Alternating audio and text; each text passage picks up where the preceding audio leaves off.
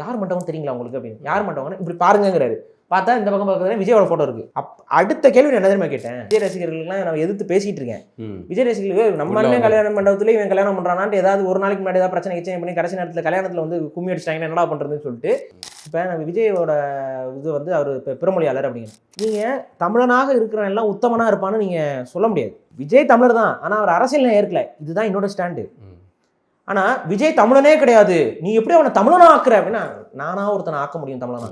ஒரு 70 ஆண்டு கால ஆட்சியிலேயே, ஜனநாயகத்தன்மையான ஆட்சியிலேயே இவங்க இவ்வளோ கொலப்பலாட்டத்தை பண்ணிருக்காங்கன்னா, சர்வாதிகாரம் பெற்ற அரசர் ஆட்சியில இவங்க எவ்வளோ வேலையை பண்ணியிருப்பாங்க. யாரோட பேசிக்கிட்டு இருக்கீங்க? பாரிக்கு வந்து தெலுங்கர்கள் மீது எதுவும் தனிப்பட்ட கோபம் அந்த மாதிரி ஏதாவது பாதிப்புகள் ஒரு கதையெல்லாம் எந்த தமிழ் மன்னர் சோழர்களுக்கும் பாண்டியர்களுக்கும் சேரர்களுக்கும் நிலத்துக்கு உரிமையாளர்கள் அவங்க கிடையாது. அவங்க என்ன பண்ணுவாங்கன்னா அந்த நிலத்துடைய வரி உரிமையை தான் வச்சு, உனக்கு எவ்வளோப்பா தேவை? 10 மூட்டை நெல் வருதா, 9 மூட்டை அனுப்பு. ஒரு மூட்டையை வச்சுட்டு உன் குடும்பத்தை சாப்பிடாதா, வாங்கிக்கோ. ஒரு மூட்டையை வச்சுட்டு மிச்சம் 9 மூட்டை எனக்கு அனுப்புன்ட்டான். லைன்ஸ் மீடியா ஆரம்பித்த இந்த குறைவான நாட்களில் நீங்கள் எங்களுக்கு அளித்திருக்கிற ஆதரவு ரொம்ப மகிழ்ச்சி அளிக்கிறது. தொடர்ந்து எங்களுடன் இணைந்திருங்கள். லைக் பண்ணுங்கள், சப்ஸ்கிரைப் பண்ணுங்கள், முக்கியமாக பெல் பட்டன் அமுக்குங்க. தொடர்ந்து தமிழர்களுக்கான கருத்தியல் யுத்தத்தை செய்வோம். இணைந்திருங்கள். நம்ம எடுத்துட்டோம், முழுசாக செலவு பண்ணியாச்சு, எடுத்தாச்சு, ஆவணப்படங்கள் பதிவாயிப்போச்சு. அடுத்த நாள் அண்ணன் வந்து வெளியிடுறேன்னு சொல்லிட்டாரு. போஸ்டரும் போட்டாச்சு, எல்லாம் போட்டாச்சு. அண்ணன் வந்து காலையில், அதாவது சாயந்தரம் கூட்டம் நடக்க போகுது. அண்ணன் காலையில் ஃபோன் பண்ணி இப்போ வேண்டாம் தள்ளி போடு அப்படிங்கிறாரு. எல்லாம் வந்துட்டு ஊரில் வெளியூரில் இருந்தெல்லாம் கூட டிக்கெட்லாம் புக் பண்ணி வந்துட்டாங்கண்ணே. காலையில் வந்துட்டேன்லாம் எனக்கு ஃபோன் பண்ணிட்டுருக்காங்க. அரங்கெல்லாம் எடுத்துட்டு இதை பண்ணியாச்சு. இப்போ போனால் இல்லை நானே வந்து வெளியிடுறேன், இப்போ இப்போதைக்கு வேண்டாம் அப்படிங்கிற. தேர்தல் இருக்கும், தேர்தல் இருக்கும், அது வேண்டாம் அப்படின்னு ஒரு அழுத்தம். அது அந்த அதெல்லாம் சொல்ல விரும்பலைங்க. யார் மூலமாக அந்த அழுத்தங்களை வந்துச்சுன்னா சொல்ல விரும்பல. அழுத்தம் வருது, அவருக்கு அழுத்தம் வருது, இது வெளியிடக்கூடாதுன்னு அழுத்தம் வருது. அப்போ அந்த அழுத்தங்களும் எனக்கு தெரியும், யார் மூலிமா வருது என்ன எல்லாமே தெரியும். நான் நாகரிகம் கருதி நான் இதில் பேசலை. அப்போ அவருக்கு ஒரு அழுத்தத்தில் வேண்டான்னு ஒரு முடிவு பண்ணுறாரு, கொஞ்சம் ரிலாக்ஸ் பண்ணுறது. அப்போ என்ன சொல்கிறாரு, இப்போதைக்கு வேண்டாம், நானே வெளியிடுறேன். அதை தான் சொன்னார் என்கிட்ட ஃபோன் பண்ணி, நானே வெளியிடுறேன், நீ கொஞ்சம் பொறுமையாக இரு அப்படிங்கிறாரு. சரிண்ணே அப்படின்னு சொல்லிட்டு இது பண்ணிட்டான். எனக்கு என்னன்னா எப்படியாவது இவரை வச்சு இன்னொன்று இந்த கண்டி நாயக்கரை பற்றி நாங்களாம் பேசிட்டு தான் இருக்கோம், ஊடகங்களில் பேசுகிறோம், எல்லாத்துலையும் பேசிட்டு தான் இருக்கோம். இவர் வெளியிடும்போது இவர் மூலயமா அது போகும்போது அதோட வீச்சு அதிகமாக இருக்குங்கிறது என்னோட பாயிண்ட்டு. அப்போ இந்த சிக்கல் ஆகிட்டே இருக்குது. அடுத்த நாள் வந்து வெளியிடணும், அதாவது அன்றைக்கி சாயந்தரம் வெளியிடணும். காலையில் அப்படின்னா அப்போ நான் பதிவு போடுறேன், இந்த மாதிரி சில காரணங்களால் வேற ஒரு நாள் அது பண்ணுறேன்ட்டு. உடனே கீழே கமெண்ட்ஸ் எல்லாம் போட்டு பயந்துட்டானுங்க, இது பண்ணிட்டானுங்க, அதுதான் அது அந்த விமர்சனம்லாம் வருது, எல்லாம் திட்டிட்டு இருக்காங்க. உங்களை நம்பி நான் இங்கே வந்தேன் பாருலாம், அப்படிலாம் நடக்குது. வந்துட்டாங்க, ஏன்னா ஒரு 100 பேர்கிட்ட வந்துட்டாங்க. அது ஒரு சிக்கலாகுது, ரொம்ப கஷ்டமாக இருந்துச்சு. நான் என்ன பண்ணுறேன், அன்றைக்கி நான் அடுத்த நாள் வந்து ராமநாதபுரத்தில் அண்ணனுக்கு கூட்டம். ஸோ அவர் வந்து ராமநாதபுரம் போகிறாரு, ஃப்ளைட்டில் போகிறாரு. நான் வந்து சரி எப்படியாவது போயிட்டு நேரில் போய் பார்த்து பேசி கன்வின்ஸ் பண்ணிடலான்னு சொல்லிட்டு அன்றைக்கி நைட்டு நான் பஸ்ஸுக்கு டிக்கெட்டு போட்டேன். நைட்டு பஸ்ஸு ஏறி போய்கிட்டு இருக்கேங்க, 12 மணிங்க. நானே என்னோட இன்னொரு நண்பரும் போயிட்டுருக்குறோம். 12 மணிக்கு வந்து ஆவணப்படம் ரிலீஸ் ஆகிடுச்சுன்னு வருது. அந்த ஆவணப்படத்துடைய முழு காப்பி என்கிட்ட இருக்குது. அது போக யாருக்கிட்டலாம் இருக்குது அப்படின்னு பார்த்தீங்கன்னா, நாம் தமிழர் அலுவலகத்தில் இருக்குது. இந்த மாதிரி ஒரு 2-3 இடங்களில் தான் இருக்குது. எங்கே இருக்குன்னு எனக்கு தெரியும். இது வெளியாகுது, அதுவும் பாகமாக வெளியாகுது. வேற ஒரு புது ஃபேஸ்புக் பேஜில் வெளியாகுது. இது வெளியாகிடுச்சு, சர்ச்சை ஆகுது பாருங்கள், வெளியாகுது. அடுத்த நாள் அண்ணனோட உருவமே இருக்கிறாங்க திராவிடத்துலேருந்து. இது எப்படி இவ்வளோ வேகமாக கோஆர்டினேட் ஆகிறாங்கன்னு ஒன்றும் புரியல. அந்த மே 17 இயக்கத்தில் ஒருத்தர் இருப்பார், ஒரு நபர். அவர் தான் வந்துட்டு அந்த சிறைக்கெல்லாம் போனாங்களா அந்த 3 பேர், அவங்க பேர் மறந்துட்டேன், டைசனு, திருமுருகாந்தி, கூட ஒருத்தர் போனார்ல, அவர் தான் எரிக்கிறாரு, அண்ணனோட உருவப்படத்தை எரிக்கிறாப்புல. இதெல்லாம் நடக்குது. நான் அடுத்த நாள் காலையில் போகிறேன், காலையில் இதெல்லாம் நடந்துகிட்டு இருக்கு, மத்தியானம் நடந்துகிட்டு இருக்கு. உங்களுக்கு தெரியாது, மேட்டர் தெரியாது, ரிலீஸ் ஆனது நீங்கள் இணையத்தில் பார்த்துருக்கீங்களா? நான் நைட்டு ட்ராவல் ஆகிட்டு இருக்கேங்க. நான் ரிலீஸ் பண்ணணும் எப்போனா, இவரை கன்வின்ஸ் பண்ணி ரிலீஸ் பண்ணுறதுக்கு ராமநாதபுரத்தில் போயிட்டு அவர் எப்படியாவது ஏதாவது போய் பேசுவோம் அப்படின்னு சொல்லிட்டு நான் போய்கிட்டு இருக்கேன். இங்கே வெடிகுண்டை வச்சுட்டாங்க, இங்கே வச்சு விட்டாங்க. 12 மணிக்கு அது ரிலீஸ் ஆகி போய்கிட்டு இருக்கு. எல்லாம் போட்டு அருமையாக இருக்குது படம்னு எனக்கு ரிவ்யூ கொடுத்துட்டு இருக்காங்க. ஐயோ நான் போறேன், போயிட்டு திரும்ப அடுத்த நாள் காலையில அண்ணன் ஜெயலலிதா அமைச்சரவையில் வந்து அமைச்சர் பதவி தெரியாம நான் போயிட்டு இருக்கேன். போகும்போது இது ஒரு பெரிய சர்ச்சை ஆகிட்டு இருக்கு. அங்கே போகிறோம். இந்த மத்தியானம் தான் அண்ணன் வந்து கூட்டம் நடக்குது, பொட்ட வெயிலில் போய்ட்டு உட்காந்துட்டு பேசிட்டு இருக்காரு. அந்த கூட்டத்தில் போகிறோம். அங்கே போகிறேன், வந்துட்டு பார்க்குறாரு. பார்த்துட்டு என்னடா வெளியிட்டியா அப்படின்னாரு. வெளியிடலண்ணே, நான்லாம் வெளியிடலண்ணே அப்படிங்கிறேன். இன்னும் சரி வெளியாயிருச்சு, சரி விடு, அவங்க ஏதோ கத்திட்டு போகிறாங்க என்ன. உடனே அந்த இன்னொரு பொறுப்பாளர் வந்து என்ன உருவமையெல்லாம் எரிக்கிறாங்க, அவர் போட்டு விட்றாரு. அவ்வளோ சொன்னோம், படித்து சொன்னோம், இதுன்னு அவர் அப்படியே போட்டு கொடுத்துட்ருக்காரு. இவர் அண்ணன் என்ன சொல்கிறாரு, விடுப்பா அதான் போயிடுச்சு, இப்போ நம்ம என்ன போயிட்டு போகுது விடு அப்படின்னு சொல்லிட்டு உட்காரோம். அந்த மேடையில் நானும் பேசுகிறேன், ம். அந்த மேடையில் என்னையும் பேச சொல்கிறாருன்னே, நான் பேசுகிறேன், அதெல்லாம் பண்ணுறோம், எல்லாம் போகுது. சரி, இப்போ அவர் தான் வெளியிடலையே, பிறகு அவரு உருவமையாயிருச்சானோ? ம் சீமான் அதை வெளியிடல, ம் அப்புறம் எதுக்கு அவரு உருவமையாயிருச்சாங்க? அதுதான் ஏன் எரிச்சவன்ட்டு தான் போய் கேட்கணும். மே 17 இயக்கத்துல தான் எரிக்கிறாங்க, அது அவங்ககிட்ட தான் போய் நான் கேட்கணும். கேட்கறேன், அதுல ஏதாவது காணொலியில் அவர் முன்னாடி பேசினாரா, இல்ல வெளியிடுறத பத்தி அவர் எதுவும் சொல்லியிருந்தாரா? எதுவுமே பேசல. அது ஆனா போஸ்ட் போட்டிருக்கீங்க ஆமா, இவர் வந்து வெளியிட போறாரு, நம்ம போஸ்ட் போஸ்ட் போட்டுருக்கோம். போட்டிருக்கீங்க. அது Okay. அப்புறம் அதுதான் வெளியிடலையே. ஆனா நைட்டு இது மாதிரி ஒரு இல்லீகலா இது வெளியாகுது.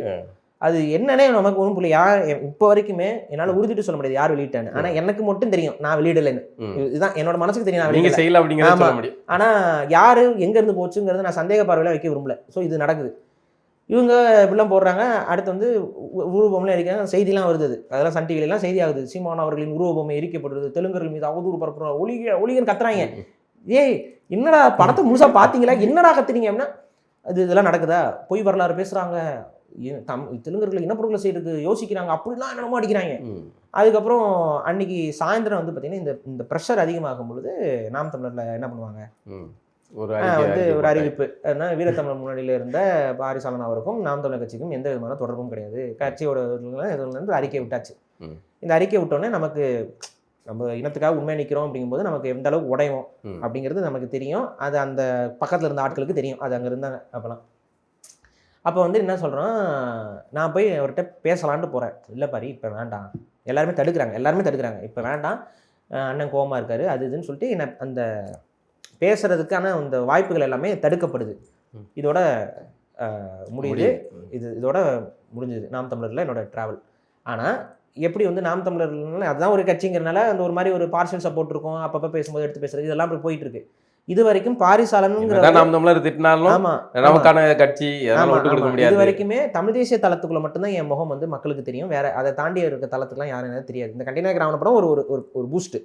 அதுக்கு அடுத்து என்ன ஆகுதுன்னு பார்த்தீங்கன்னா, அப்பவும் நம்ம நாம் தமிழருக்கு சப்போர்ட்டிவாக தான் எப்பவுமே நின்றுட்டு இருக்கோம். அடுத்த கட்டத்தில் வந்துட்டு கண்ணகி பெருவிழா ஏற்பாடு பண்ணுறாங்க வீரத்தமிழர் முன்னாடியில். அப்போ வந்து வாங்க அப்படிங்கிறாங்க, வா அப்படின்னு சொல்லி கூப்பிட்றாங்க. அப்போ நான் போகிறேன். ஆமாம் போகிறோம். அங்கே கேரளாவில் அந்த கண்ணகி கோயிலுக்கு போகிறோம். அங்கே எல்லாம் ஒன்றா தான் போகிறோம், ஒன்றா தான் தங்குறோம், ஒன்றா தான் ட்ராவல் பண்ணிட்டு அங்கே கூட்டத்துலேயுமே வந்துட்டு திரும்ப பொறுப்பையும் கொடுத்துட்டாங்க. மாவீரர் இது அந்த வீரத்தமிழர் முன்னாடி மாநில ஒருங்கிணைப்பாளர் பொறுப்பையும் கொடுத்துட்டாங்க. ஆனால் எனக்கு அந்த பொறுப்பு அவங்க கொடுக்குற வரைக்கும் நம்மக்கிட்ட இந்த பொறுப்பை பறிச்சது வந்து வேதனையாக இருந்துச்சு. ஆனால் பொறுப்பு அவங்க திரும்ப கொடுத்ததுக்கப்புறம் அந்த பொறுப்பு மேலே எனக்கு மதிப்பு இல்லை. எனக்கு ஒரு மதிப்பு உடஞ்சிருச்சு மனசில். அது மட்டும் இல்லாமல் நாங்கள் வந்ததே யாருக்கும் பிடிக்கல. யாருக்குன்னா அங்கே இருக்க அந்த பொறுப்பாளர்களுக்கு இவங்களோட போய் நான் எப்படி குப்பையை கொட்ட முடியும், ஒரு வெறுப்பு. இதுக்கு மேலே இவங்களோட போய் மோதிட்டு இருக்கிறது ஒரு அர்த்தமற்றது அப்படின்னு சொல்லிட்டு நான் வந்துட்டு அப்படியே டிவியேட், அதாவது விலகிறேன்னு சொல்லிக்கல, எதுவும் சொல்லிக்கல, அப்படியே நான் கொஞ்சமாக ஒதுங்க ஆரம்பிச்சிட்டேன். அவள் 2-3 டைம்ல அண்ணன்லாம் கூட எனக்கு ஃபோன் பண்ணி என்னடா வரதே இல்லை, என்னாச்சு ஏதுன்னு, வரலாம்ல இங்கே அப்படின்னா அப்படியே ஒதுங்கிட்டேன். அது சரி வேணாம், இதுக்கு மேலே போனோம்னா நமக்கு மரியாதை இருக்காது அப்படின்ட்டு நான் ஒதுங்கிட்டேன். இதுதான் இந்த ஒதுங்கி இருக்கிற காலகட்டத்தில் தான் இந்த பிக் பாஸ் நிகழ்ச்சி வந்துச்சு. இந்த பிக் பாஸ் நிகழ்ச்சியில் நான் வந்து முன்னாடியே இந்த அதை பற்றிலாம் எழுதிட்டு இருந்ததுனால விகடன்லேருந்து ஒரு பேட்டி கேட்டிருந்தாங்க, அதை நான் கொடுத்தேன். அதை பார்த்துட்டு அந்த விகடன் பேட்டியை பார்த்துட்டு இந்தியா கிளிட்ஸ்னு ஒரு சேனல், நியூஸ் கிளிட்ஸ்னு, அவங்க வந்து கூப்பிட்டு ஒரு வீடியோ இன்டர்வியூ கொடுங்க. இந்த வீடியோ இன்டர்வியூ வந்து எப்படியோ வைரல் ஆயிடுச்சு. இது வைரல் ஆனதுக்கப்புறம் உங்களுக்கு நம்ம வாச அண்ணன் இருக்கார்ல, வாசண்ணன் நாம் தமிழரில் பொறுப்பில் இருந்தார், இப்போ இல்லை.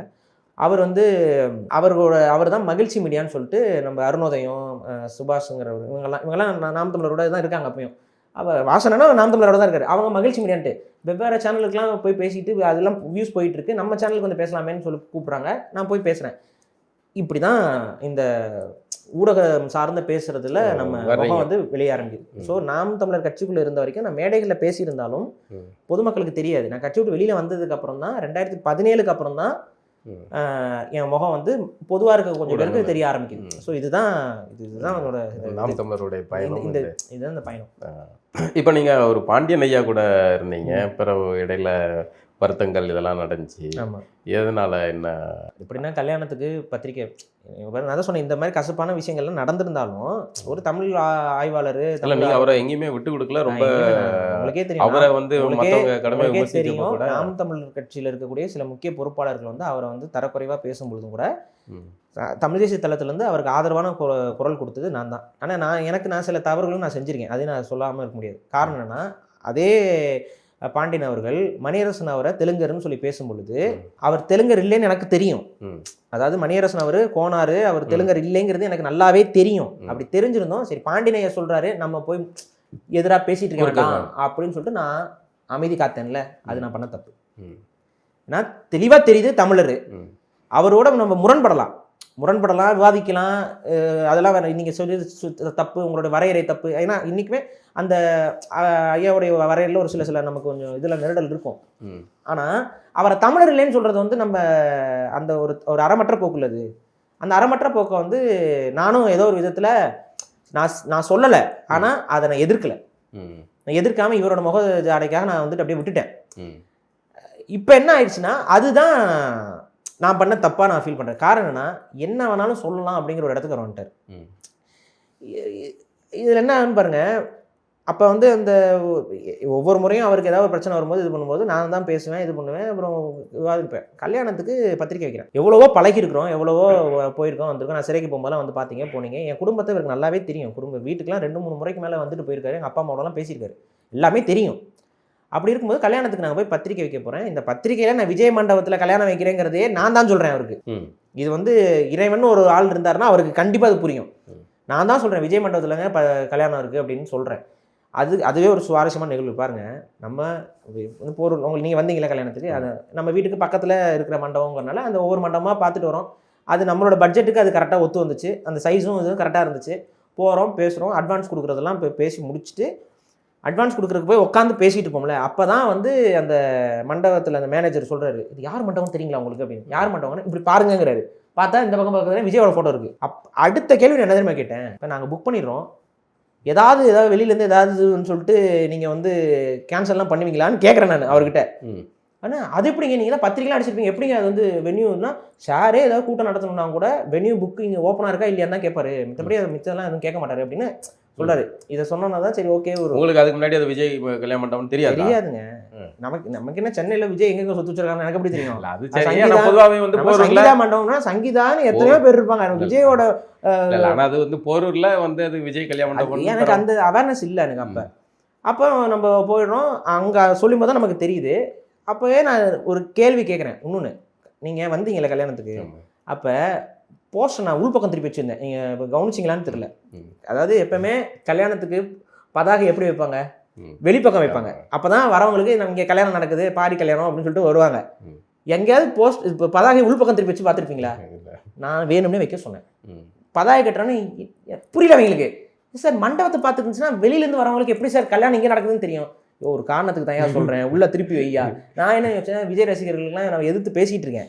விஜய் ரசிகர்களுக்கு நம்ம அண்ணன் கல்யாண மண்டபத்துல இவன் கல்யாணம் பண்ணுறானான்ட்டு ஏதாவது ஒரு நாளைக்கு முன்னாடி ஏதாவது பிரச்சனை கிச்சனை பண்ணி கடைசி நேரத்தில் கல்யாணத்தில் வந்து கும்மி அடிச்சிட்டாங்கன்னா என்னடா பண்ணுறதுன்னு சொல்லிட்டு நான் பதட்டம் உங்களுக்கு. அதனால நான் உள் பக்கம் வைங்க, நம்ம உறவினர்கள் தானே வரப்போகிறாங்க, வரவங்க வரட்டும், ஸோ அதனால இப்போ நாங்கள் பேசிக்கிறோம், நீங்கள் உள் பக்கம் திருப்பி வைங்கன்னு நான் சொல்கிறேன். இவ்வளோ கன்சர்ன்ஸோட தான் அந்த இது நடக்குது. இப்போ இவருக்கு போய் நான் வந்து முறைப்படி அப்பா அம்மாவோட போயிட்டு பத்திரிக்கை வைக்கிறேன். அப்புறம் இந்த இதெல்லாம் சொல்கிறேன், என்ன நடந்தது, யார் பொண்ணு என்ன எல்லாம் சொல்லி தான் பத்திரிக்கை வச்சு கூப்பிட்றோம், வரேன்னு சொல்கிறாரு. நான் எதிர்பார்த்துட்டே இருக்கேன். ஒவ்வொருத்தர் முக்கியமான நமக்கு பழக்கப்பட்டவங்க எல்லாம் வராங்க போகிறாங்க, எல்லாருக்கும் இருக்குது. இவர் வருவாருன்னு எதிர்பார்த்துட்டே இருக்கேன், ஆளை காணோம்.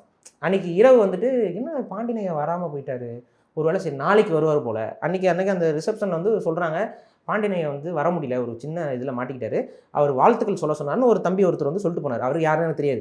அவர் வந்து அவர் சார்பாக வந்து சொன்ன மாதிரி என்கிட்ட சொல்லிட்டு ஒரு சின்ன பூங்கொத்தை கொடுத்துட்டு போயிட்டார். சரி ஒரு நாளைக்கு வருவார் போலன்னு பார்க்குறேன், நாளைக்கும் வரல, அடுத்த நாளும் வரல. சரி ஏதோ எங்கேயோ மாட்டிக்கிட்டார் போல், சரி அழைச்சி ஏதாவது சொல்லுவாருன்ட்டு நான் ஒரு வாரம் பார்க்குறேன், 2 வாரம் பார்க்குறேன். அப்போ நமக்கு என்ன ஆகும், என்னடா கல்யாணம் ஆயிருக்கு, ஒரு வாழ்த்து கூட நமக்கு அழைச்சி பேசலையே, அப்போ வந்து கோவம் எனக்கு வருது. நெருக்கமாக இருந்துட்டு பழகிட்டு இப்படி ஒரு இதுன்னு எனக்கு ஒரு கோவம் வருது. நான் திரும்ப தொடர்பே கொள்ளலை, அதுக்கப்புறம் அப்படியே விட்டுட்டேன். இப்போ ஃபோனும் பண்ணல, இது பண்ணல, அப்படியே விட்டேன். இப்படி விட்டு ஒரு 6 மாதத்துக்கு அப்புறம் தான் அளப்பெரிய ஆய்வுகளை எல்லாம் வந்துட்டு திரு பாண்டியன் அவர்கள் வந்து எடுத்துகிட்டு வராரு. அப்போவும் மரியாதையாக உங்களுக்கே தெரியும், 2-3 காணொலிகளில் மரியாதையாக பதில் சொல்லி அவர் சொல்கிறதெல்லாம் அந்த பொய்மையை மட்டும் சுட்டி காட்டிட்டு கடந்து போகிறேன். எப்போ எனக்கு கோவம் பொத்துக்கிட்டு வந்துச்சுன்னா, செங்கோல் வலையொலியை வந்து ரிப்போர்ட் அடித்து தூக்குறாங்க. அதுக்கும் காரணம் இருக்குது. என் குடும்பத்தை பற்றி தப்பாக பேசும்போது அந்த வீடியோஸ் மட்டும் நான் பர்டிகுலராக ஸ்ட்ரைக் அடித்து தூக்குறோம். அந்த வீடியோ மட்டும் தான் தூக்குறோம். இவங்க சேனலையே வந்து ஒரு விஷயத்தை காமிச்சு தூக்குறாங்க. அப்போவும் நான் பேசலை. வள்ளல் மீடியான்னு ஒன்று ஆரம்பித்து போகிறோம். அதுக்கும் வந்துட்டு ஒரு ஆய்வு பண்ணிட்டு வந்தா, வள்ளல் என்றால் லொல் லொல் அப்படின்னா, வள்ளல்னா லொல்லொல்னா, வள்ளலாறுனா வந்துட்டு வள்ளலாறுங்கிறது வந்து சொல்லக்கூடாதான். இப்படிலாம் ஆய்வு பண்ணிட்டு வரும்பொழுது நமக்கு அந்த சண்டை ஆகுது. அதுக்கப்புறம் தான் ரொம்ப மன உளைச்சல் இருந்தேன் நான். எங்கள் அப்பா வந்து சொல்கிறாரு, பொய்யை பேசுகிறவரே உட்காந்து மணிக்கணக்காக பேசி தலையிடப்படாது, உங்ககிட்ட உண்மை தானே இருக்குது, நீ எதுக்கு தயங்கிக்கிட்டு இருக்க, போட்டு பேசு அப்படின்ட்டு. அப்புறம் தான் அந்த ஒரு வீடியோ பார்த்துருப்பீங்க, மனசில் இந்த இதெல்லாம் இறக்கி அதோட அப்புறம் அதுக்கப்புறம் நான் பரஸ்பரம் நீங்கள் மற்றவர்களோட வாரிசாளன் அப்படின்னு பார்த்தா ஒன்று இலுமினாட்டி அரசியல், இல்லைன்னா குடி தேசிய அரசியல் அப்படின்னு இருக்கும். நீங்கள் எல்லாருடைய குடி தேசிய அரசியலை பற்றி நீங்கள் பேசுவீங்க, அவர் குடியை வச்சு ஒரு தமிழர் இல்லை அப்படின்னு பேசுவீங்க. கடைசியில் உங்களுக்கே அப்படி ஒரு ஆயுதம் வந்து என்ன பிரச்சனைனா, இப்போவுமே வந்துட்டு குடி தான் ஒருத்தரை அடையாளப்படுத்த முடியும், வேறு வழியில் பிறப்பு நட்பில் தான் ஒரு இனத்துக்குள்ள வரும். ஆனால் பொய் சொல்லக்கூடாது. இப்போ மணியரசன் அவரை வந்து நீங்கள் வந்து தெலுங்கர் அப்படின்னு சொல்லும் பொழுது எதை வச்சுட்டு சொல்கிறீங்க? ஆனால் அவர் கோனார் அப்படின்னு இருக்குது, உடனே தெலுங்கு யாதவ் அவர், அதோட பக்கத்தில் போயிட்டு தெலுங்கு யாதவ்னு சொல்கிறோன்னா ஒரு கன்ஃபியூஷன் வருதுல்ல, அதை பண்ணுறாங்க. அடுத்து வந்து எனக்கு மட்டும் இது நடக்கல, ஒரு சீமான் அவர்களுக்கு இப்போ ஒரு வீடியோ வந்துருக்கு பார்த்தீங்களா, வந்து இவர் எப்படி தமிழராக இருப்பார் அப்படின்னு ஒரு கேள்வி கேட்டு வச்சுருக்கானுங்க. அப்போ இது என்ன, நீங்கள் எனக்குமே விமர்சனம் உண்டுங்க. இப்போ நம்ம விஜயோட இது வந்து அவர் இப்போ பிறமொழியாளர் அப்படிங்கிற, நீங்கள் தமிழனாக இருக்கிறவன் எல்லாம் உத்தமனாக இருப்பான்னு நீங்கள் சொல்ல முடியாது, புரியுதா? அதனால் வந்து இதுக்கும் அதுக்கும் சம்மந்தமே கிடையாது. ஒரு அரசியலில் விளை இப்போ திருமாவளவனா அவர் திம்ப வளவணும் அப்படின்னு அப்படிலாம் இல்லை. திருமாவளவன் பிறமொழியாளராக இருந்தால் தான் தமிழுக்கு துரோகம் பண்ணுவான் அப்படிலாம் கிடையாது. பச்சை தமிழனும் தமிழுக்கு துரோகம் பண்ணுவான். ஈழத்தில் கருணாகரன் பண்ணலையா? ஆமாம், கருணா பண்ணலையா? இங்கே எவ்வளோ பேர் இருக்காங்க. அதான் துரோகம் அப்படின்னு வருதுன்னா இனத்தவன் தான் துரோகம், தனி மனிதனுடைய அவங்களோட பண்பு அவங்களோட பிழைப்புவாதத்தின் அடிப்பில் அவங்க பண்ணுவாங்க. அதனால ஒரு தமிழராக இருந்துட்டு அவர் நல்லவர், அவர் வந்து துரோகம் பண்ண மாட்டார் அப்படிலாம் கிடையாது, புனிதர் அப்படி இல்லை. ஸோ தமிழனா இருக்கணும், அயோக்கியம் இருப்பான். அப்போ அவன் தமிழன் தான், இருந்தாலும் அயோக்கியம், இப்படி தான் நம்ம சொல்லணுமே ஒழிய. இப்போ விஜயோட அரசியல் நம்ம எதிர்க்கிறோம்னா, விஜய் தமிழர் தான், ஆனால் அவர் அரசியல் ஏற்கல, இதுதான் என்னோட ஸ்டாண்டு. ஆனால் விஜய் தமிழனே கிடையாது, நீ எப்படி அவனை தமிழனா ஆக்குற அப்படின்னா, நானா ஒருத்தனை ஆக்க முடியும் தமிழனா? விஜய் தமிழனா தமிழன் இல்லையா? அது ரெண்டாவது வாதம். அவர் பேசுகிற அரசியல் தவறு, அவர் பேசுகிற அரசியல் தப்புப்பா. அடுத்து அவர் தமிழரான்னு சொல்லும்போது ஆய்வு பண்ணும்போது உண்மையை தானே நாங்கள் பேச முடியும். நமக்கு இருக்க எஸ் ஏ சந்திரசேகர் என்ன சொல்லுவீங்க, தமிழர் இல்லைன்றீங்களா? அவர் கேட்டால் வாடகை வீட்டில் தான் இருந்தார் அப்படிங்கிறாங்க. அப்போ சொந்த வீடு இருந்தால் தான் தமிழனா? என்னையா என்னன்னே புரியல எனக்கு. அதுக்கப்புறம் அது இப்போ ஐயா இறந்தார்ல வி சேகர, நான் என்ன நினச்சேன், விஜய் அவங்க அம்மா வந்து பிறமொழியாளர்னு நம்பினேன். ஏன்னா அவங்க ஹைதராபாத் அதுன்னு சொன்னோன்னே நானுமே அதை நம்பிட்டு இருந்தேன், பிறமொழியாளர் தான் இருப்பாங்க போல். அப்பா வழியில் அவர் தமிழர், அம்மா வழியில் அவங்க பிறமொழியாளர் போல. கடைசியில் வந்து நான் அதை ஒரு இடத்துல பதிவும் பண்ணிட்டேன். அப்போ தான் இயக்குனர் வி சேகர் எனக்கு அழைச்சி, பாரி அது தவறான கருத்து, என் மனைவியும் அவங்க மனைவியும் ஒன்றா ஸ்கூல்லேருந்து படித்தவங்க, ஒரே சமூகத்தை சார்ந்தவங்க, அவங்க செங்குந்த முதலியார் தான். வந்து அவங்க அப்பா வந்து இசை தொழிலில் வந்து அவர் கொஞ்சம் இருக்கும்போது அன்றைக்கி அங்கே தெலுங்கு ஆந்திராவில் அந்த கல்யாணங்கள் எல்லாம் கொஞ்சம் பாட வைப்பாங்க. அப்பா அவர் அங்கே போய் செட்டில் ஆகிட்டார், கொஞ்சம் வசதியாகவும் இருந்தார். அவர் அந்த சினிமா இதெல்லாம் கொஞ்சம் அவர் ஆரம்பிக்கிறப்ப இவர் வந்து அவர்கிட்ட வேலைக்கு போகிறாரு, எஸ் ஏ சந்திரசேகர் வேலைக்கு போகிறாரு. அப்புறம் இவர் வந்து அவருடைய மகளை வந்து காதல் திருமணம் பண்ணுறாரு. அவங்க 2 சம்பந்தத்துலாம் நடக்குது. மருமகனுக்கு தொழிலை வந்து ஏற்பாடு பண்ணி கொடுக்குறதே எஸ் ஏ சந்திரசேகரோடைய மாமனார் தான். அதுக்கு அடுத்து வந்து விஜய் அவருடைய தாய் மாமனும் ஒரு பாடகர், அவரும் பாடல் இதில் ஐயா வி சேகர் அவருடைய பல படங்களில் பாடியவர் வந்து விஜய் அவருடைய சொந்த தாய்மாமன். அவர் தான் கூப்பிட்டு வச்சு நிறைய பாடல்கள் பாடியிருக்காரு. ஸோ அவங்க நெருக்கம், ஸோ அவங்களுக்கு தெரியும் அந்த ஃபேமிலி என்ன, அதாவது அம்மா வழியிலையும் அவருக்கு தெரியுது இவங்கெல்லாம் வந்து தமிழர் ஆளுகள்னு. ஸோ விஜய் வந்து பச்சை தமிழன் தான்.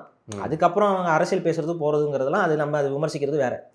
இதை நான் சொன்னதுக்கு வந்துட்டு என்னமோ விஜய் உடனே இந்த கல்யாண மண்டபத்தில் நான் விஜய்னா எனக்கு என்னமோ விஜய் வந்து காசுலாம் வாங்காமல், பாரி நீங்களா வாங்க என்னை இலுமினாட்டிலாம் சொல்லி விமர்சிச்சிருக்கீங்க, வாங்க என்ன ஃப்ரீயாக நடத்திக்கோங்கன்னு சொல்லி கொடுத்து, என்ன இதுங்க பேச்சு இது?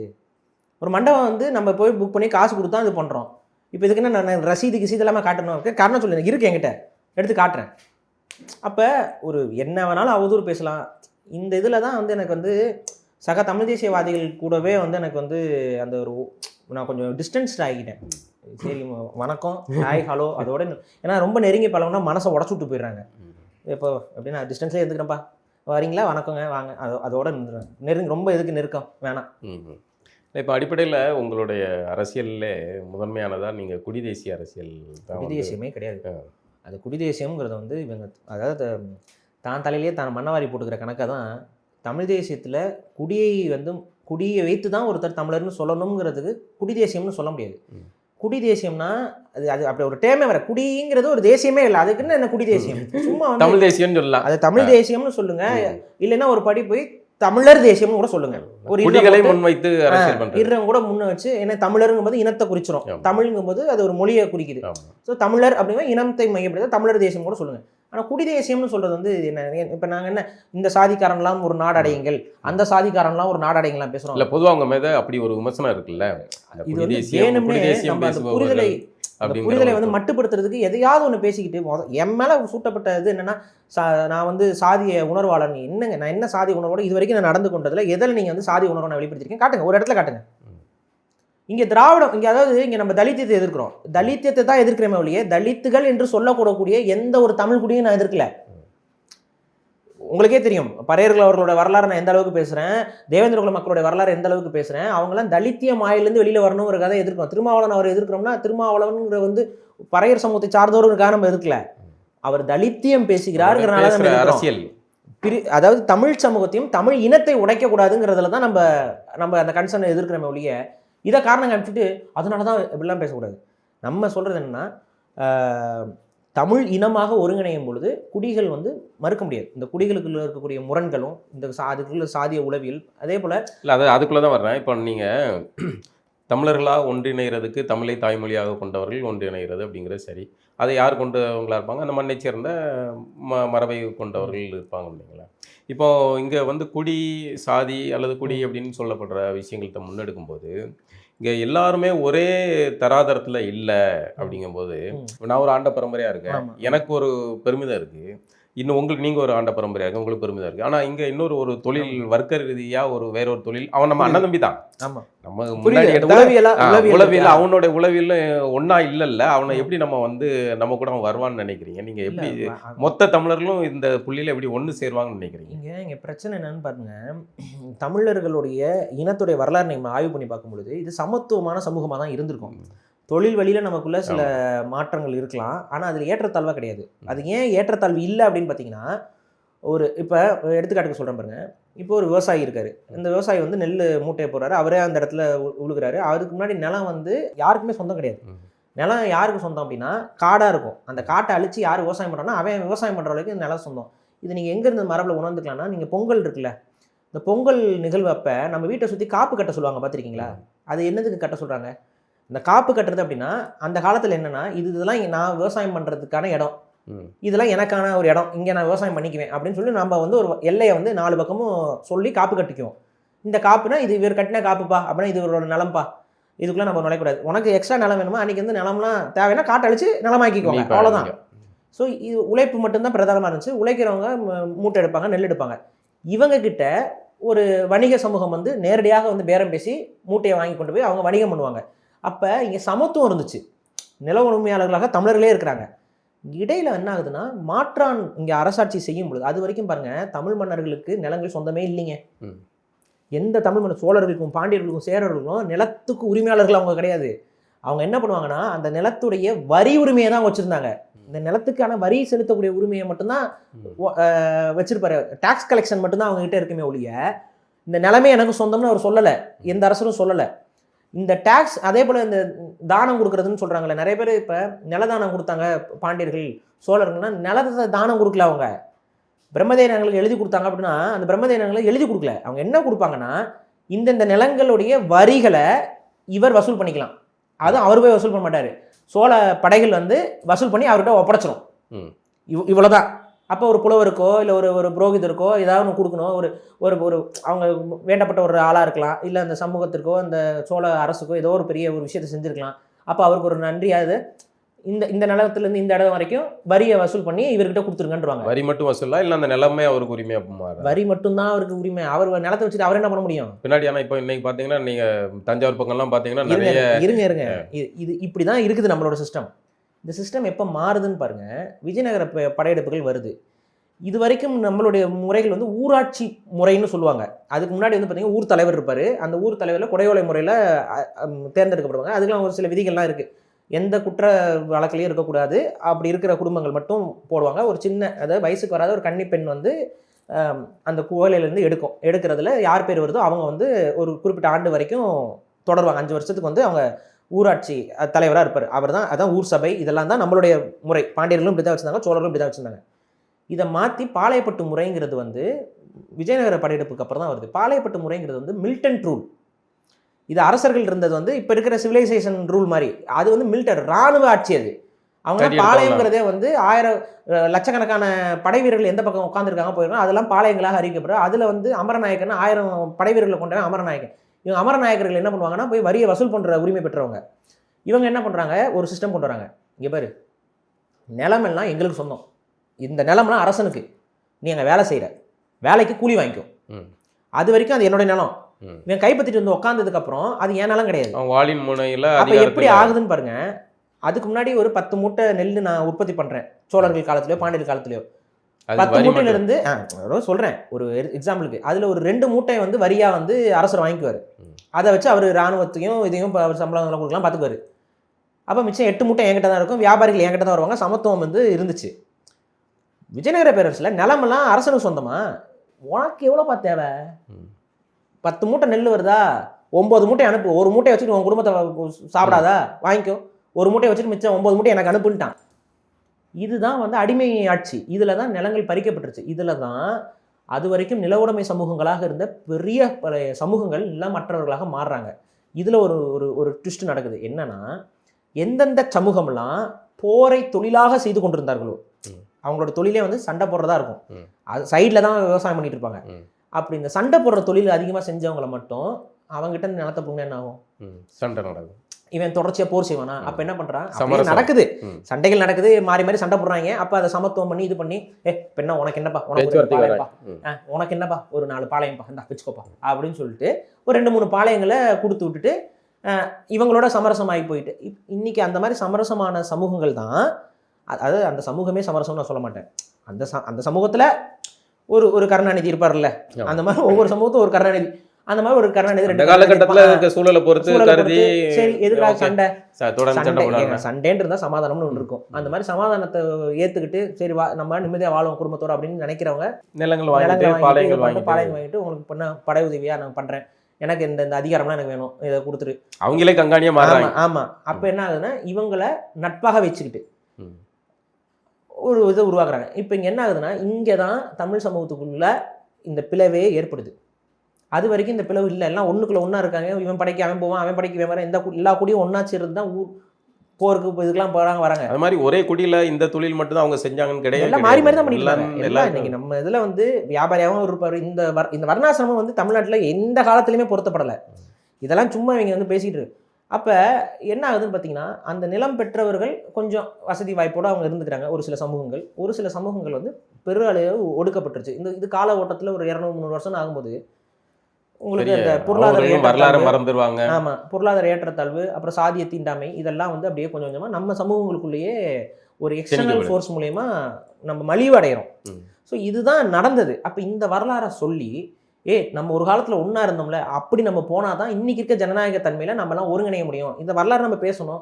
மாற்றான் வந்ததுனால தான் நம்ம இந்த ஏற்றத்தாழ்வுக்குள்ளே தள்ளப்பட்டோம். இந்த ஏற்றத்தாழ்வு உண்மையானது அல்ல.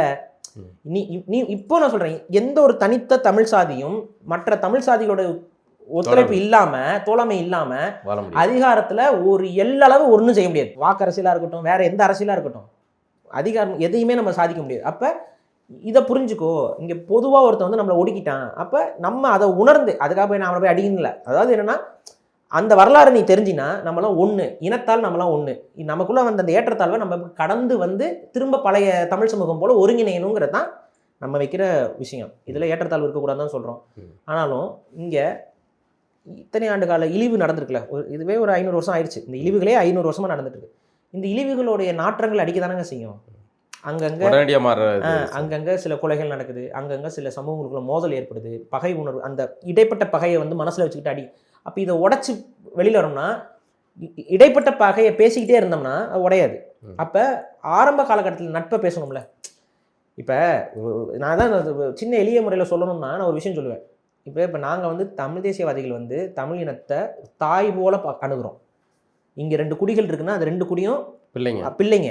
அப்போ இந்த 2 பிள்ளைகளுக்குள்ள சண்டை வந்து அப்பா அம்மா என்ன பண்ணுவாங்க, சின்ன வயசில் உனக்கு எப்படி கவனிச்சுட்டான், நீ எப்படி பார்த்துக்கிட்ட, அப்போல்லாம் ஒன்றா இருந்துட்டு இப்போ என்னடா அடிச்சுக்கிறீங்க அப்படின்னு பேசுவாங்களே. இதுதான் நம்மளுடைய பாயிண்ட் ஆஃப் வியூ. ஆனால் பக்கத்து வீட்டுக்காரன் இருப்பான்ல, பக்கத்து வீட்டுக்காரன் இவங்க குடும்பம் அடிச்சுக்கிட்டு நாசமாக போனால் சந்தோஷம்னு நினைப்பான்ல, அவன் என்ன பண்ணுவான், என்னதான் இருந்தாலும் நீ அண்ணன் உன் மேலேயே அவன் கை வைக்கிறான், என்னதான் இருந்தாலும் வந்து நீ உனக்கு தான் வீரம் இருக்கல, நீ என்ன அவங்ககிட்ட அடி வாங்கிட்டு இருக்க, அவன் தான் அடிக்கிறான்னு திரும்பி நீ வாயில் அடிக்கணும், என்னங்க அண்ணன் எப்படி அண்ணனா இருந்தா அவனை அடிக்கிறான்ல, தூண்டி விடுவான். எதிர் வீட்டுக்காரன் என் குடும்பம் நாசமாக போகணும், அவன் தான் திராவிடம். அடிச்சுக்காதீங்கடா, புரியுதுடா. இந்த பெற்றவங்க என்ன சொல்லுவாங்க, தப்பு யார் மேலே கூட இருக்கலாம் அந்த அந்த ஒரு குறிப்பிட்ட விஷயத்தில், டே நீனாச்சும் பெரியவன் விட்டு கொடுக்க போட மாட்டியா, நீ என்ன அண்ணங்கிட்டேடா வம்புக்கு நிற்ப, விட்டு கொடுங்கடா அப்படின்னு சொல்கிறோம். இதைத்தாங்க நம்ம சொல்கிறோம். இப்போ இதை உடனே விட்டு கொடுங்கன்னு சொன்ன பார்த்தீங்களா, விட்டு கொடுக்க சொல்கிறாரு. இந்த நேரத்தில் யாருக்கு நீ ஆதரவாக நிற்கிற, இந்த பக்கம் நம்மளை கடிப்பான். இதே தானே ஒரு பிள்ளைகிட்ட அம்மா அப்பா பேசும்போது நீ எப்போ பார்த்தாலும் அவனுக்கு தான் சப்போர்ட் பண்ணுற வரும்ல. இதே தான் இப்போ இங்கே இருக்கிற நம்ம நிலைமை. நாங்கள் ஒரு தாய் போல தமிழ் சமூகம் ஒருங்கிணைன்னு நினைக்கிறோம். இதை புரிஞ்சுக்கிட்டு தான் வரணும். இல்லை அது சரிதான். இப்போ என்னன்னா நமக்கு பெருமிதம் உள்ளவர்கள் நம்ம வந்து சேர்ந்துக்கிடுவோம், நமக்கு நம்மளுடைய குடி அடையாளத்தை நம்ம பேசிக்கிடுவோம் வச்சுக்கிடுவோம். சில தொழில் சார்ந்த மக்கள் இருக்காங்க, அவர்களை வந்து அதை அடையாளப்படுத்த முடியாது, ஆனால் அவர்கள் தமிழை சார்ந்தவர்கள் தான் இருக்காங்க. இப்போ அவர்களை நம்ம எப்படி, இப்போ உதாரணத்துக்கு சொல்லுங்களேன், வண்ணார் சமூகம் இருக்குது. இல்லை நான் சொல்கிறேன், அதாவதுங்க இப்போ இங்கே என்ன சிக்கலாகுதுன்னு பாருங்கள். இப்போ வந்து வண்ணார் சமூகம் இருக்காங்க. இப்போ வண்ணார் சமூகத்துடைய தொழில் அப்படின்னு நம்ம இங்கே பொதுப்படுத்தி பேசும்பொழுது என்ன சொல்லிடுறாங்கன்னா, துவைக்கிறவங்க, சலவை செய்கிறவங்க அப்படின்னு கொண்டு வந்துடுறாங்க. ஆனால் வண்ணார் அப்படிங்கிறவங்க சலவை செஞ்சவங்க கிடையாது. அவங்க நம்ம உடைகள் இருக்குல்ல, அந்த உடைகளுக்கு வண்ணம் தீட்டியவர்கள், வண்ணம் கொடுத்தவர்கள். அப்படின்னா அந்த காலத்துடைய டெக்ஸ்டைல் இண்டஸ்ட்ரியில் வண்ணங்களை ஏற்றி கொடுத்தவர்கள் தான் வண்ணார்கள். இங்கே என்ன நடக்குதுன்னு பாருங்க.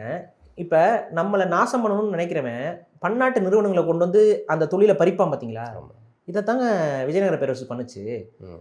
நம்ம வந்து அந்த சரிகைகளுக்கு வண்ணம் தீட்டி அந்த மாதிரி தொழிலை செஞ்சுக்கிட்டு இருந்த வண்ணார்கள்ட்ட இருந்து தொழிலை பிடுங்கி, நீ இதை செய்யக்கூடாது, நீ துணி துவைக்கிற மட்டும் செய், நீ வந்து இதை செய்யக்கூடாதுன்னு சொல்லி தடுத்துனா அப்புறம் அவங்களுக்கு அடுத்த கட்ட தொழில் என்ன இருக்கும், அதோட சம்மந்தப்பட்ட துணி துவைக்கிற தொழில், அதுக்குள்ளே போயிடுறாங்க. நீ இதை இனிமேல் செய்யக்கூடாது, உன் ட்ரெஸ்ஸை யாரும் வாங்கக்கூடாது, அதெல்லாம் தீட்டு, இப்படி ஒரு கற்பனையை உருவாக்கி அதெல்லாம் தீட்டு, நீ வந்து யாருக்கும் நீ செஞ்சு கொடுத்து நான் மாட்டிக்கிறதா, அதெல்லாம் இல்லை, நான் இறக்குறேன், குஜராத்லேருந்து இறக்குறேன், அப்படி ஒரு சமூகத்தை இறக்கி கொண்டு வராங்க. சொல்ல விரும்பல, ஒரு உங்களுக்கு என்ன சமூகம் தெரியும், அவங்களும் துணி செய்கிறவங்க, அவங்கள கொண்டு வந்து இறக்கி கொண்டு வந்து குடியமர்த்துறாங்க. ஒரே தொழில் செய்யறதுக்கு 300 ஆள் ஏன் உள்ள வரான், எதுக்கு இந்த போட்டி, எப்படி உள்ள நீ தானே உள்ள கொண்டு வர. அப்போ என்னன்னா நோக்கமே ஸ்ட்ரக்சரலாக நம்மளை அடிச்சு காலி பண்ணியிருக்கான். இது வந்து வண்ணார்களுக்கு நடந்தது, இது வண்ணார்களுக்கு மட்டும் நடக்கல. இப்போ நீங்கள் அப்படியே வந்து குயவர்கள் எடுத்துக்கோங்க, குயவர்கள் மண்பானை செய்கிறாங்க, இது பண்ணுறாங்க. அவங்க என்ன சொல்கிறாங்க, நீ வந்து இது மட்டும் இல்லை, அவங்க சாமிக்கு செய்கிறது, நம்ம அந்த சிலைகள் செய்கிறது எல்லாமே, டெரகோட்டா பொம்மைகள் செய்கிறது எல்லாமே குயவர்கள் தான் பண்ணிட்டு இருக்காங்க. இவங்களையும் கொஞ்சம் கொஞ்சமாக சமூக ரீதியாக அவங்களுக்கு சரியான இதில் கொடுக்காம அப்படியே தள்ளி தள்ளி தள்ளி வேறு அதே அவங்க ஊரில் பானை செய்கிறவங்களை கொண்டு வந்து இங்கே திரும்ப குடியமர்த்தி இன்னைக்கு அது ஒரு பிரச்சனை போயிட்டு இருக்கா. அவங்க ஒரு குரூப்பு, இவங்க ஒரு குரூப்பு. இப்போ இவங்களை வந்து அதான் ஒரே தொழில் செய்கிற வேற ஒரு சமூகத்தை கொண்டு வந்து உள்ளே விடுறது கூட நோக்கம் என்ன, இதை இங்கே செய்கிறான்ல. அப்போ தோல் தொழில் செய்கிற செம்மான்கள்னு சொல்லி பறையர் சமூகத்துலேருந்து ஒரு கிளை பிரிவு, அவங்க தோல் தொழில் செஞ்சுட்டு இருக்காங்க, அவங்களுக்கு இதுக்கு கொண்டு வந்து நீங்கள் உள்ளே இருக்கிறீங்க. இப்படியே நீங்கள் பாருங்கள், தமிழ் தொழில் செய்கிற ஒவ்வொரு இதுக்கும். அதே போல் நீங்கள் வந்து நாவிதர்கள் இருக்காங்க. இப்போ நாவிதர்கள் தான் மருத்துவர்களே. நீங்கள் பாருங்கள், உலகத்திலேயே ஒரு பர்டிகுலர் கம்யூனிட்டி வந்து மருத்துவம் செய்கிறது ஒரு தொழில் அப்படிங்கிறது எந்த உலகத்துலையும் எங்கேயும் இல்லை, தமிழர்கிட்ட தான் இருக்குது. ஏன்னா மருத்துவம், சித்த மருத்துவம் அந்த அளவுக்கு முக்கியமாக. மருத்துவ தொழில் செய்தவர்கள் மருத்துவர்கள், அதில் நாவிதர்களில். அப்போ வந்து இவங்க 5 தொழிலில் செய்கிறவங்க, அந்த 5 தொழிலை செய்கிறதுங்கிறத, அதனால தான் ஐம்பட்டர் அவங்க பேர். 5 தொழில்களை தெரிந்தவர்கள் அம்பட்டர். ஐம்பட்டர்னா 5 தொழில்களுக்குரியவர்கள். அந்த 5 தொழிலை செஞ்ச அந்த சமூகத்தை நீ ஒரு குறிப்பிட்ட தொழில் மருத்துவம், வெள்ளக்காரன் வந்தப்போ என்ன பண்ணிட்டா, நீ மருத்துவம் பார்க்கக்கூடாதுன்னு சொல்லிட்டான். நீ வந்து அந்த மருத்துவம் பார்க்கக்கூடாதுன்னு அவங்களுக்கு போன உடனே அதுக்கு அடுத்து அவங்கக்கிட்ட எஞ்சி இருக்க தொழில் என்னவாகுது, சவரம் பண்ணுறதுன்னு அந்த இடத்துலயே அவங்க வந்து தேங்க வைக்கிறாங்க.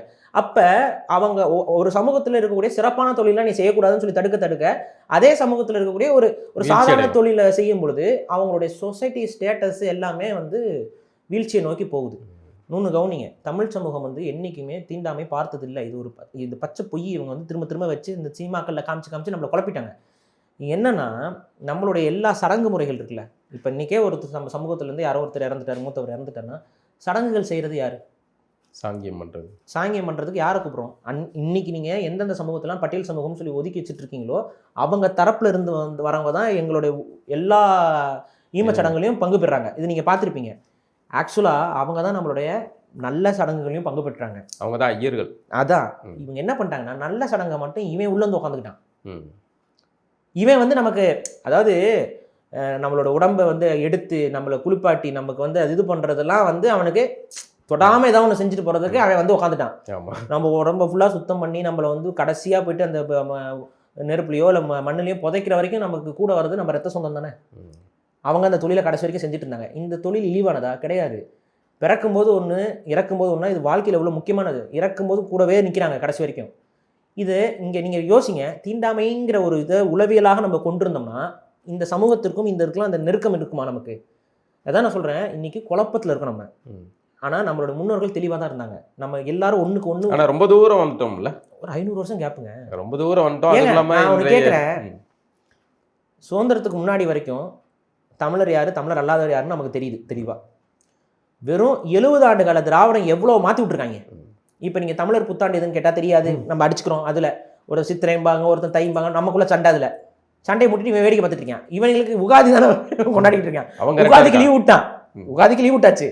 ஆனால் தமிழுக்கு தையா சித்திரையா நமக்குள்ளே சண்டையை முட்டிட்டு ஓடிடுவாங்க.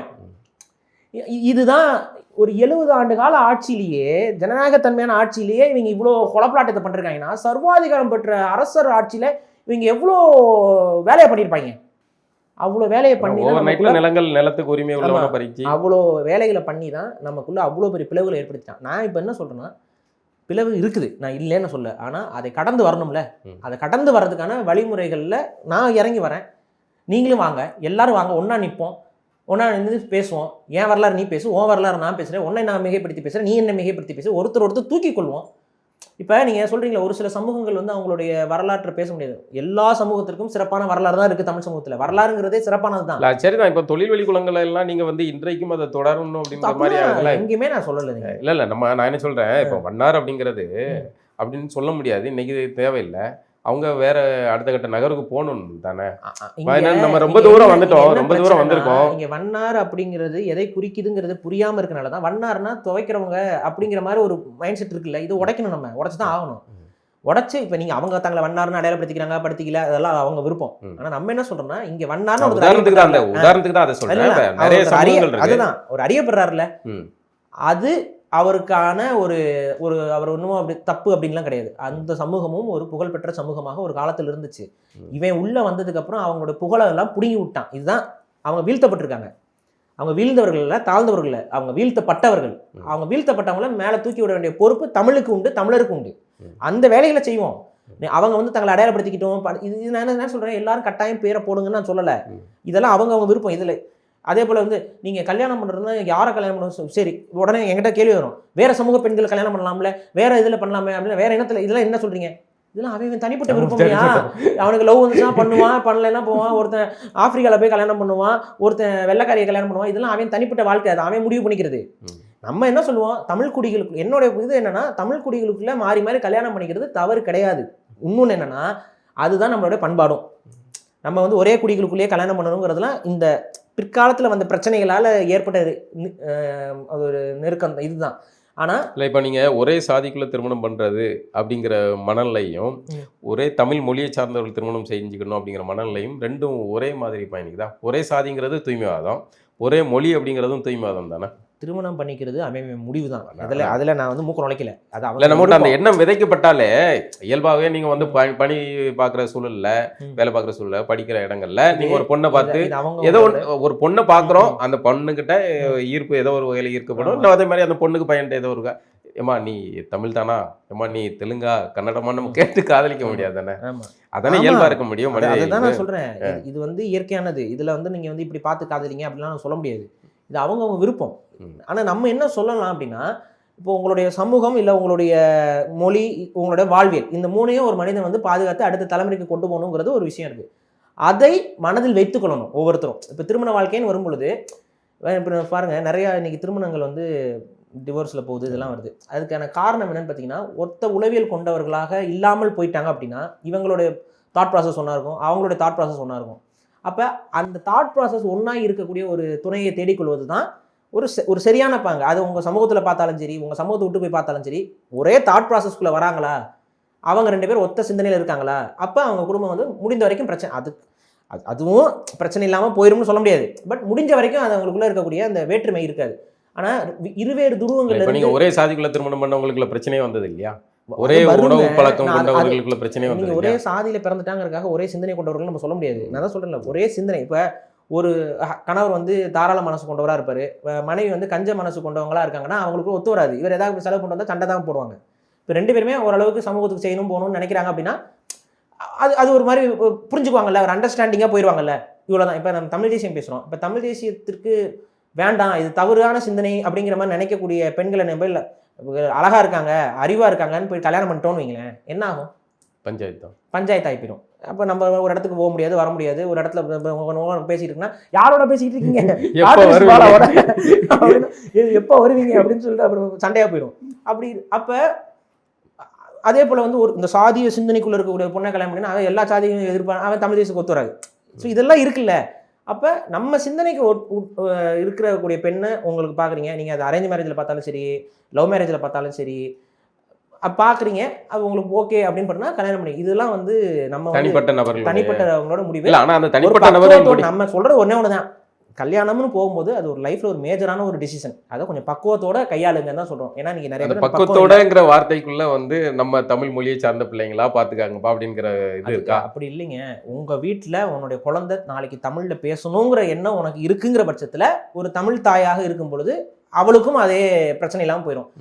இன்னொன்னு, தமிழ் தாயாகவே இருந்தாலும் இன்னைக்கு பல குழந்தைங்க வீட்டுல ஆங்கிலம் பேசுறது இருக்கு. அப்ப அதுக்கு என்ன, அந்த அந்த பெண்களோட உளவியல்ல தமிழராகவே பிறந்திருந்தாலும் உணர்வுல தமிழ் இல்லை. அப்போ உணர்வால் ஒரு தமிழ் எத்தனையோ பொண்ணு இருக்கும், தமிழில் பேர் வைக்கணும். இன்றைக்கி பார்க்குறேங்க, சில பேர் வந்து இல்லை தமிழ்லாம் பேர் வச்சு மாடர்னாக இருக்குது, நல்லா இல்லை அப்படின்னு சொல்கிறா ஆண்களும் பெண்களும் இருக்காங்க. அதே போல் இல்லை இப்போ தமிழில் தான் பேர் வைக்கணும் அப்படிங்கிற அந்த உணர்வு கொண்ட ஆட்களும் இருக்காங்க. இந்த மாதிரி உங்களுக்கு எது கன்வீனியன்ட்டோ அவங்களோட அந்த உளவியலோட ஒத்து போகிறதோட திருமணம் பண்ணால் திருமண வாழ்க்கை நிம்மதியாக இருக்கும். அதை தான் நம்ம சொல்ல. அது ஒரு தூய்மைவாதமாக மாறுது இல்லை? சாதிய மனநிலை என்னவா இருக்கு? நம்ம சாதி பிள்ளைல நம்ம சாதி பிள்ளைகளுக்குள்ளே கல்யாணம் பண்ணிக்கணும்பா அப்படின்னு சொல்கிறேன். இந்த தூய்மைன்னு ஒரு வார்த்தை எடுத்துக்கிட்டிங்கன்னா டிஎன்ஏ தான்.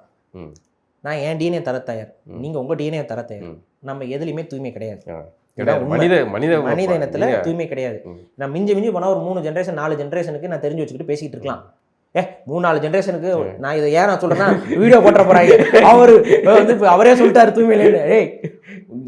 எனக்கு தெரிஞ்ச வரைக்கும் 2 பக்கமும் இதுதான். இது நீங்கள் ஆய்வு பண்ணால் பண்ணிக்கோ, கல்வெட்டு வரைக்கும் நான் எடுத்து காட்ட முடியும் என்னால். ஆனாலும் அதுக்கு முந்தி எனக்கு தெரியாது. சோழர் காலத்துல மலையாளியே கூட இருக்கலாம். சோழர் காலத்துல பாண்டியர் காலத்துல அவங்க படையெடுத்து போகும்போது ஒரு பொண்ணு மேல காதல் வந்திருக்கலாம், அந்த பொண்ணை கல்யாணம் பண்ணிட்டு கொண்டு வந்திருக்கலாம். தெரியாதுங்க நமக்கு. என்ன ஏதாவது தெரியுமா நமக்கு? வேற பக்கத்து ஊருக்காரையை கல்யாணம் பண்ணிருக்கலாம், காதலிச்சிருக்கலாம், எதுவுமே நமக்கு தெரியாது. ஏன் ரோமபுரியில இருந்து அன்னைக்கெல்லாம் வந்து அங்க கொடுமை என்னன்னா, தமிழர்கள்லாம் இன தூய்மைவாதமே நம்ம பேசவே முடியாது. ஏன் நான் சொல்றேன்னா, இங்க வந்து நமக்கு ஆதிச்சநல்லூர்ல கிடைச்ச எலும்புக்கூடுகள் எல்லாம் மங்கோலியாக்காரன் கிடைச்சிருக்கிறான், ரோமாக்காரன் கிடைச்சிருக்கான். இப்ப ரோமா வீட்டுல இருந்து பெண் இருந்து ஒரு அழகான பொண்ணு இருக்குன்னா இவங்களுக்கு வந்து லவ் இல்லாம இருந்திருப்பாங்க. இல்லை, நான் கட்டினாலும் தமிழ் பெண்ணை தான் கட்டுவேன்னு சொல்லி இது வந்து இயல்பாவே இது இருக்கு. அது வந்து மன்னர் கூட ஒரு இடத்துல பேசியிருப்பாரு. நகரத்தார் சமூகம் வந்து அவங்களுக்கான ஜெனட்டிக்கல் ரிசர்ச் பண்ணாங்க. அதில் வந்து பார்த்தீங்கன்னா ஒரு 600 வருஷத்துக்கு முன்னாடி நகரத்தார் சமூகம் வந்து போகிற இடத்துலலாம் கல்யாணம் பண்ணிட்டு இருந்திருக்காங்க. கிரேக்கத்துக்கு வியாபாரத்துக்கு போனால் அங்கே கல்யாணம் பண்ணியிருக்கிறாங்க, சீனத்துக்கு அப்போ அவங்க அங்கே கல்யாணம் பண்ணிட்டு இப்படிலாம் வந்துட்டு இருக்கிறாங்க. அவங்களோட இதில் பல ஜீன் பூலில் வந்து 600 வருஷத்துக்கு முன்னாடி வரைக்கும் நிறையா வெவ்வேறு இனத்தில் கல்யாணம் பண்ணதுக்கு சுவடுகள் இருக்குது. கரெக்டாக 600 வருஷத்துக்கு அப்புறம் அது இறுக்கமாகுது. அவங்க சாதியை விட்டு வேறு இடத்துல கல்யாணமே பண்ணல. அப்போ அந்த இறுக்கத்துக்கும் இங்கே வந்து ஒரு அரசியலுக்கும் ஒரு டைரக்ட் கனெக்ஷன் இருக்கிறது உங்களுக்கு தெரியுதா? இதே தான் இந்திய அளவில் நீங்கள் எடுத்துக்கிட்டீங்களே, இந்திய அளவில் நீங்கள் எடுத்திங்கனாலும் மரபணு ஆய்வுகள் பண்ணுறாங்க. அதில் நமக்கு என்னென்னு பார்க்குறாங்கன்னா, 2000 ஆண்டுகளுக்கு முன்பு வரைக்கும் நம்மளோட ஜீன், நம்ம எல்லாரோட ஜீனும் வந்து ஒன்று கலந்து தான் இருக்குது 2000 வருஷத்துக்கு முன்னாடி வரைக்கும். ஆனால் 2000 வருஷத்துக்கு அப்புறம் படிப்படியாக வந்துட்டு சமூகங்களுக்கு தனித்தனியாக ஜீன்ஸ் வந்து உருவாக ஆரம்பிக்குது. இப்போ நீங்கள் மரபு இருக்குன்னா ஒரு ஜீன் இருக்குல்ல, அது இந்த மார்க்கர்ஸ்லாம் எத்தனை வருஷத்துலேருந்து வருதுன்னா 2000 வருஷத்துக்கு அப்புறம் தான் வருது. ஸோ இதை வச்சு என்ன சொல்கிறாங்கன்னா ஆரிய வருகைங்கிறத கொண்டு வராங்க. ஆரிய வருகைக்கு பின்னால் வர்ணாசிரம கோட்பாடுங்கிறது வலுப்பெற தொடங்கி. இது வந்து இங்கே மட்டும் இல்லை, தமிழ்நாட்டில் மட்டும் இல்லை, இந்தியா முழுக்க வர்ணாசிரம கோட்பாடு வர தான் அந்த ancient south Indian gene, ancient north Indian ஜீன்லாம் இருக்கும். இதெல்லாம் வந்து இறுக்கம் பெற தொடங்குதுன்னு ஆய்வில் கண்டுபிடிச்சிருக்காங்க. அப்போ இது என்ன 2000 வருஷத்துக்கு முன்னாடி வெளியிலேருந்து வந்தவன் அந்த ஏற்றத்தாழ்வை உள்ளே கொண்டு வந்து ஒரு சமூகத்திலிருந்து மறு சமூகத்தில் கல்யாணம் பண்ணக்கூடாதுங்கிற கோட்பாடெல்லாம் கொண்டு வரான். அது ரொம்ப லேட்டாக உள்ளே வரது தமிழ்நாட்டில் தான். அது 600 வருஷத்துக்கு முன்னாடி தான் வந்திருக்காங்க. 2000 வருஷத்துக்கு முன்னாடி வடக்கில் வந்துருச்சு. அதனால தான் வடக்கே அப்படி இருக்கான். மாறிட்டான். நம்ம வந்து ஒரு 600 வருஷத்துக்கு முன்னாடி தெலுங்கர்கள் தான் உள்ள கொண்டு வராங்க. அது யாரு?